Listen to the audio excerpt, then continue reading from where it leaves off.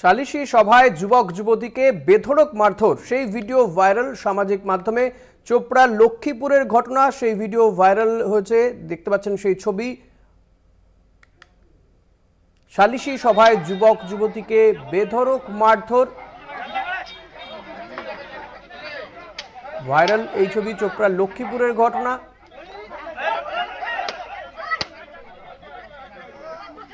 সালিশি সভায় যুবক যুবতীকে বেধড়ক মারধর করা হয়েছে। চোপড়ার লক্ষ্মীপুরের এই ঘটনা ইতিমধ্যেই সোশ্যাল মিডিয়ায় ভাইরাল হয়েছে।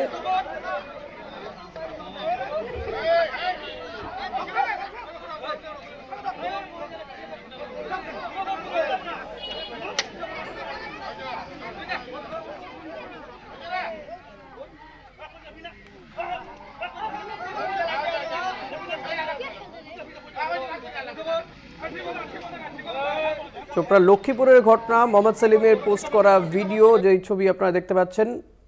যদিও সালিশি সভায় যুবক যুবতীকে বেধড়ক মারধর করা হচ্ছে।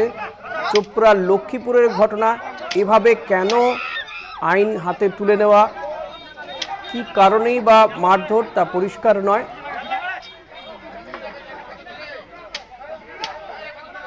যদিও এই ভিডিও ইতিমধ্যেই ভাইরাল হয়েছে সোশ্যাল মিডিয়ায়। সালিশি সভায় যুবক যুবতীকে বেধড়ক মারধর, সেই ভিডিও ভাইরাল সোশ্যাল মিডিয়ায়। মোহাম্মদ সেলিমের পোস্ট করা এই ভিডিও, কিন্তু কেন এই মারধর সেটা পরিষ্কার নয় এখনো পর্যন্ত। বহু উৎসুক মানুষজন রয়েছেন। সালিশি সভায় বেধড়ক মারধর করা হয় যুবক যুবতীকে। চোপড়ার লক্ষ্মীপুরের ঘটনা, এই ছবি ইতিমধ্যে সোশ্যাল মিডিয়ায় ভাইরাল হয়ে গিয়েছে। ঢাকায় চাঞ্চল্য ছড়িয়েছে এই ভিডিও।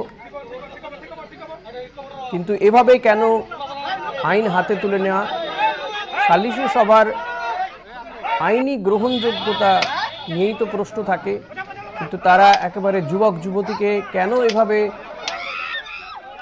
ধরে মারধর করলেন। এবং দেখুন, আশপাশে বহু মানুষ দাঁড়িয়ে দেখছেন কার্যত, কেন তারা এগিয়ে যাচ্ছেন না তাদেরকে বাঁচাতে, এবং কেনই বা মারধর করা হলো এভাবে সেটা পরিষ্কার নয়।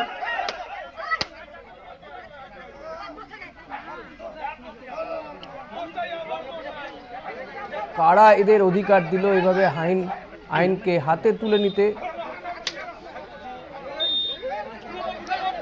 পুলিশ প্রশাসনে কাউকেই দেখা যাচ্ছে না, কিন্তু বহু মানুষ ভিড় করে রয়েছেন। এতজন মানুষ কেন আটকাচ্ছেন না এভাবে আইন ভঙ্গকারীদের। বিক্রমাদিত্য বিশ্বাস হচ্ছেন। বিক্রমাদিত্য, চোপড়ার লক্ষ্মীপুরের ঘটনা, যে ছবি আমরা দেখতে পাচ্ছি, ঠিক কি ঘটেছিল, কেনই বা এই যুবক যুবতীকে মারধর, কিছু কি জানা যাচ্ছে? দেখো, একটি ভাইরাল ভিডিও প্রথমে আমরা পাই, সেখানে দেখা যাচ্ছে এক যুবক এবং যুবতীকে রাস্তার মধ্যে বসিয়ে বেধড়ক মারধর করা হচ্ছে এবং লাঠি ভেঙে গিয়েছে। বাঁশ দিয়ে যে পিটাচ্ছিল তার বাঁশটিও ফেটে গেছে এবং আশেপাশের লোক গোল হয়ে তার কিন্তু দেখছেন, কেউ বাঁচানোর চেষ্টা করছেন না, কোনো রকম ভাবে তার প্রতিবাদ হচ্ছে না।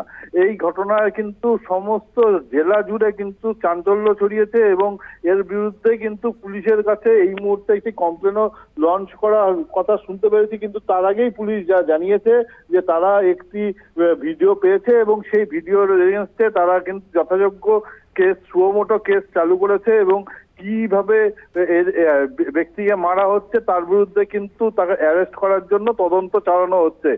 এই ঘটনায় কিন্তু গোটা রাজ্য জুড়ে এক চাঞ্চল্য ছড়িয়েছে। মোহাম্মদ সেলিম তিনি টুইট করেছেন যে যেই ভদ্রলোক মেরেছেন তাকে তিনি আইডেন্টিফাই করেছেন, তার নাম জেসিবি, এবং তিনি বহু ঘটনার সাথে যুক্ত এবং এই দুষ্কৃতিকারী বলে তাকে চিহ্নিত করা হয়েছে। এবং এলাকার যে ডিওএফআই নেতা সামি খান, তিনিও জানিয়েছেন যে যে এইখানে সালিশি দিচ্ছে সে নিজেই দোষী এবং তার বিরুদ্ধে বহু কেস চলছে, সে কিভাবে সালিশি দিচ্ছে এবং কেন তিনি এই কাজগুলো করছেন এবং পুলিশ কেন কোনো উত্তর দিচ্ছে না, সেদিকেও কিন্তু তারা প্রশ্ন তুলেছেন। আমরা এসপি সাহেবের সাথে কথা বলেছি, তিনি জানিয়েছেন যে পুলিশ একটি সুমোটো কেস চালু করেছে এবং যথাযোগ্য তদন্ত শুরু করেছে এবং প্রত্যেকটি ব্যাপারে তারা খুঁটিয়ে খুঁটিয়ে দেখে যে ব্যক্তি মেরেছে তার বিরুদ্ধে কিন্তু কেস চালু করে দিয়েছে। ঋষিকেশ। ধন্যবাদ বিক্রমাদিত্য। কথা বলছিলাম প্রতিনিধি বিক্রমাদিত্য বিশ্বাসের সঙ্গে। সালিশি সভায় এইভাবে মারধর এবং জানিয়েই মোহাম্মদ সেলিম তিনি এই ভিডিও পোস্ট করেছেন এবং চাঞ্চল্য ছড়িয়েছে রীতিমতো এই ঘটনার পরে। পুলিশ এখনো পর্যন্ত যদিও সুমোটো কেস তারা করেছে কিন্তু কাউকে গ্রেপ্তার বা আটক করেনি।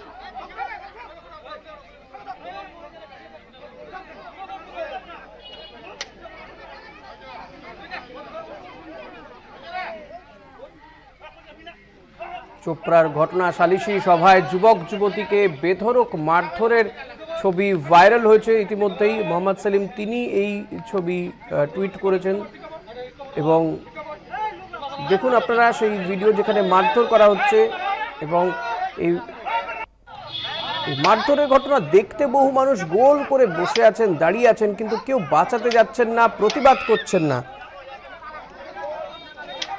চোপড়ার লক্ষ্মীপুরের ঘটনা এবং এভাবে আইন হাতে তুলে নেওয়া, মূলত প্রশ্ন থাকছে এই মানুষগুলোর বিরুদ্ধে ব্যবস্থা কেন এখনো নেওয়া হচ্ছে না। কিন্তু পুলিশ ইতিমধ্যেই স্বতঃপ্রণোদিত মামলা করেছে তারা, যদিও এখনো পর্যন্ত যারা এই ঘটনার সঙ্গে যুক্ত সেই দোষীদেরকে গ্রেপ্তার করা হয়নি।